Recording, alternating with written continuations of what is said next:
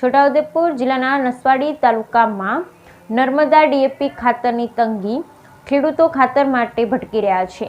હાલ તો સરકાર ખેતીના સમય ખાતર પૂરું પાડતી નથી। હાલ તલ, મગફળી જેમજ મગનું વાવેતર ખેડૂતોએ કર્યું। ખાતરની તાતી જરૂરિયાત છે, ત્યારે યુરિયા ખાતર ગુજકો માર્શલ અને જીએનએફસીનો સરકારી ડેપોમાં તેમજ ખાનગી ડેપોમાં ખાતર ખલાસ થઈ જતા છેલ્લા 15 દિવસથી ખેડૂતો ખાતર શોધવા માટે આમ તેમ ભટકી રહ્યા છે। નજીકના નર્મદા જિલ્લાના તિલકવાડા તાલુકાના ખેડૂતો પણ નસવાડી ખાતે ખાતર લેવા માટે આવે છે, પરંતુ ખાતર ન મળતા ખેડૂતો નિરાશ થઈને પરત જાય છે।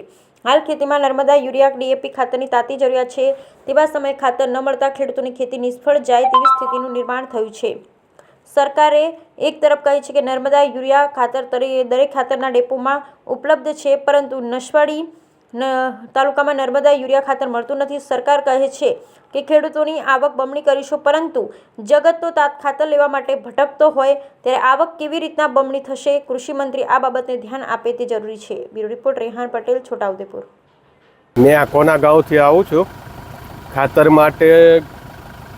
આ વેપારીઓ સમયસર ખાતર નથી આપતા, મગનું બિયારણ બગડે છે, તલનું બિયારણ બગડે છે, ખાતર પાછળ 2-3 કઈ પેલી બોટલો પકડાવે છે, ખાતરો બીજા કિલોના પકડાવે છે અને ખોટા અમને હેરાન કરે છે। સમયસર ખાતર નથી મળતું। યુરિયા લેવાનું હતું તો મળ્યું જ ના અમને। તો સરકાર મોટી મોટી વાતો કરે, ખેડૂતોને ખાતર મળે છે તો ખોટું કહેવાય। હે, ખોટું છે બધું। ખાતર મળતું નહીં ખેડૂતને તો શું કરવાનું? હવે હેરાન થશો તમે ખાતર? તો હવે ખાતર લેવા કઈ જવું મારે? આ બજારમાં 4-5 દુકાને ફર્યા પણ ખાતર મળતું નથી। આમ તલમદીથી આવ્યા છે। કેટલા ખાતરની જરૂર છે અને કયું ખાતર? એરિયા જ ખાતરની જરૂર છે। હવે ખેતીમાં શું આવેલું છે? તલ બનાવેલા છે। અને ખાતર ના મળે તો? ખાતર ના મળે તો પાક નિષ્ફળ જાય, બીજું તો શું કરે? સરકાર કે બધે ખાતર છે?